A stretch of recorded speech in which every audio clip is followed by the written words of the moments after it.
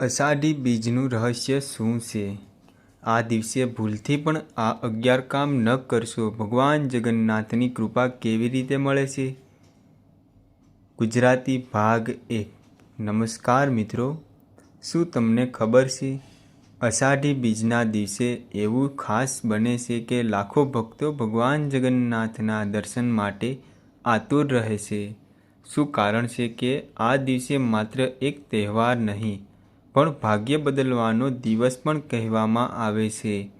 શું ખરેખર આ દિવસે કરેલા સારા કર્મોનું એક અનેક ગણું ફળ મળે છે? અને શું તમે જાણો છો કે આપણા વડીલો શા માટે કહેતા, અષાઢી બીજના દિવસે કેટલીક ભૂલો જીવનભર પસ્તાવો કરી શકે છે?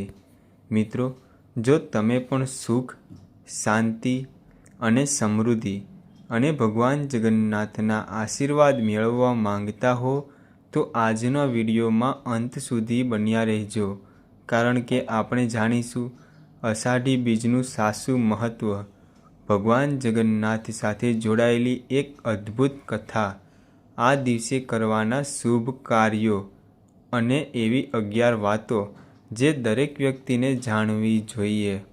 અષાઢી બીજ શું છે?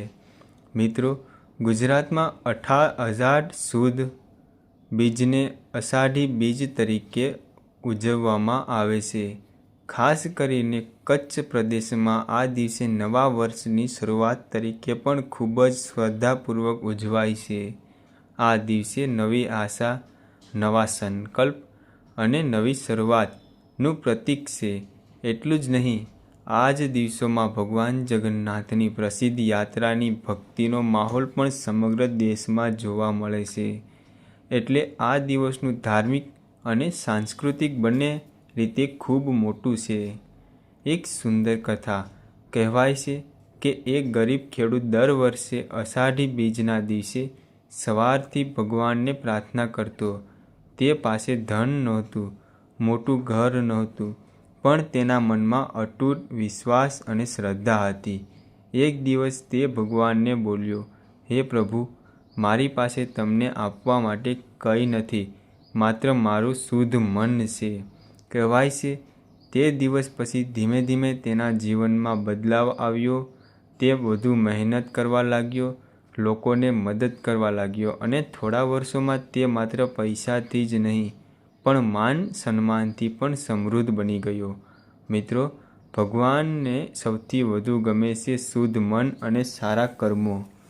જીવનપાઠ: અષાઢી બીજ આપણને શીખવે છે કે નવી શરૂઆત કરવા માટે મોટા પૈસાની જરૂર નથી, મોટા મનની જરૂર નથી. જો તમે આજથી એક ખરાબ આદત છોડી દો અને એક સારી આદત અપનાવો, તો એ જ અષાઢી બીજ સાચી ઉજવણી છે. મિત્રો, હવે આગળના ભાગમાં આપણે જાણીશું અષાઢી બીજના દિવસે કયા શુભ કામ કરવા જોઈએ અને એવી 3 મોટી ભૂલો જો કરવાની બસવાથી સલાહ આપવામાં આવે છે. મિત્રો, ભાગ 1માં આપણે જાણ્યું કે અષાઢી બીજ માત્ર એક તહેવાર નથી, પણ નવી આશા, નવા સંકલ્પ અને ભગવાન જગન્નાથની કૃપા મેળવવાનો પવિત્ર દિવસ છે. હવે ચાલો જાણીએ આ દિવસે કરવાના કેટલા શુભ કાર્યો અને કેવી એટલી ભૂલો, જેનાથી આપણા વડીલો હંમેશા બચવાની સલાહ આપતા આવ્યા છે. શુભ કાર્યો નંબર 1. સવારની શરૂઆત ભગવાનના સ્મરણથી કરો.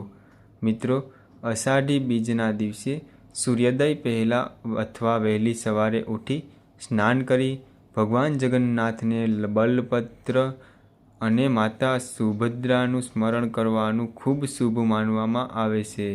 માત્ર 5 મિનિટ દિલથી પ્રાર્થના કરો અને કહો, હે પ્રભુ, મારા મનને સારા માર્ગ પર ચલાવજો. મિત્રો, આટલી નાની પ્રાર્થના પણ આખો દિવસ સકારાત્મક બનાવી શકે છે. શુભ કાર્ય 2.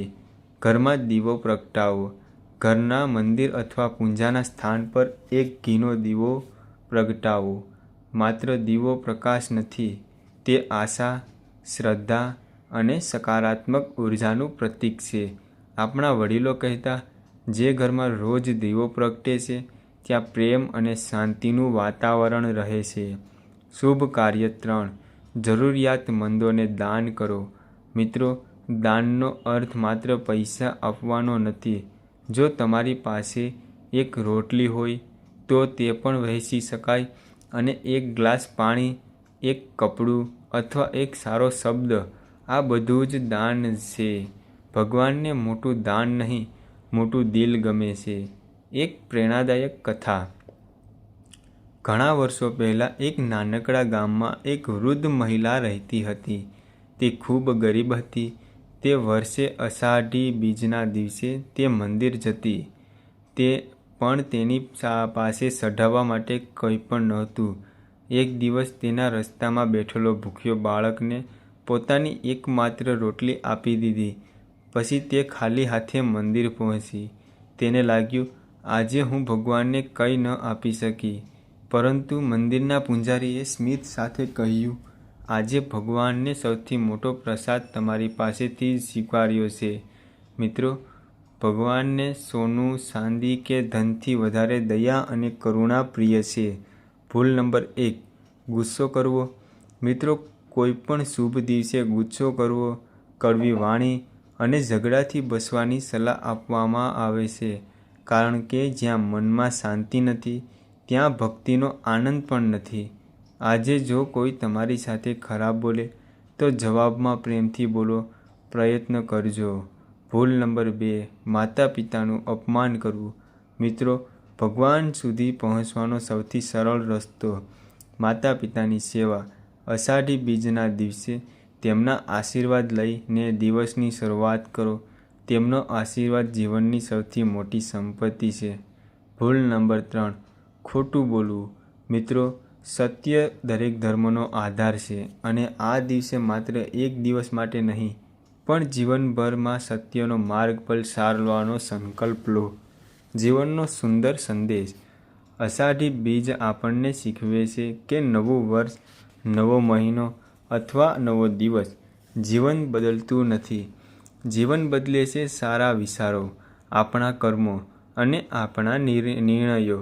જો આજથી તમે ખરાબ આદત છોડી દો અને એક સારી આદત અપનાવો તો ભગવાન જગન્નાથના આશીર્વાદનો સાચો અર્થ સમજી જશો.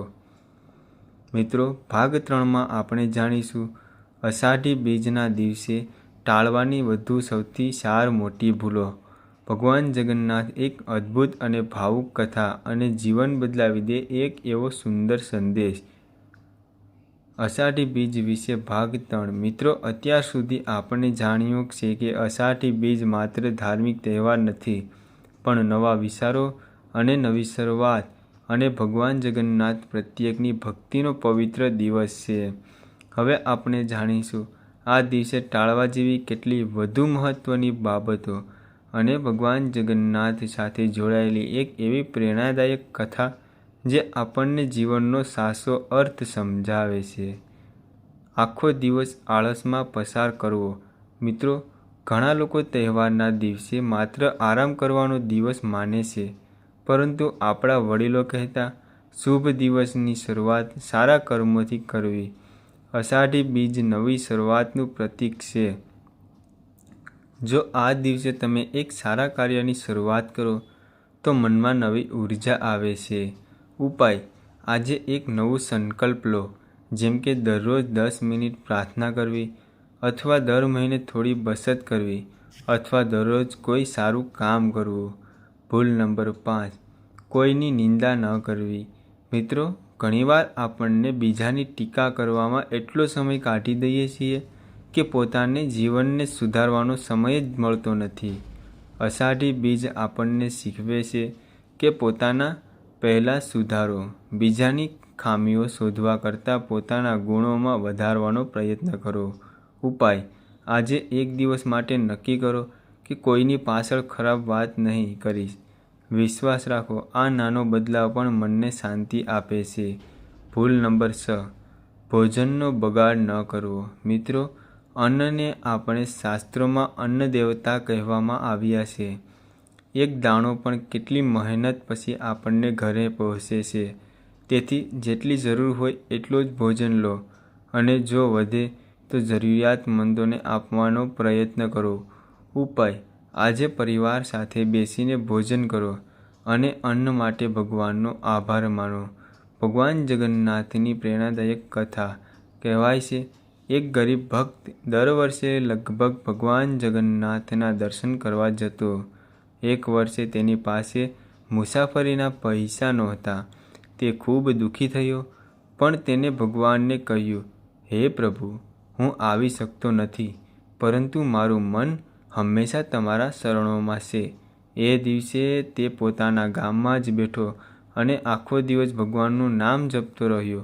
આ કથાઓમાં કહેવામાં આવે છે કે ભગવાનનું ભક્તનું નિર્મળ હૃદય એટલું પ્રિય લાગ્યું કે તેમની કૃપાથી તેના જીવનમાં ધીમે ધીમે સારા બદલાવ આવવા લાગ્યા. મિત્રો, આ કથાનો અર્થ સકારાત્મક ચમત્કાર શોધવાનો નથી, પરંતુ જે સમજાવવાનો છે તે ભક્તિને સાચું સ્થાન મંદિર પહેલાં આપનું હૃદય છે. અષાઢી બીજનો સારો સંદેશ. મિત્રો, આપણે ઘણીવાર વિચારીએ છીએ કે ભગવાનને શું ચડાવવું, મોટો પ્રસાદ, મોટા ફળ અથવા સોનાના આભૂષણો. પણ સંતોએ એક સુંદર વાત કહી છે. ભગવાનને સૌથી પ્રિય વસ્તુ છે નિર્મળ મન. જો મનમાં પ્રેમ, દયા, ક્ષમા અને સત્ય છે, તો એ જ સૌથી મોટી પૂંજા છે.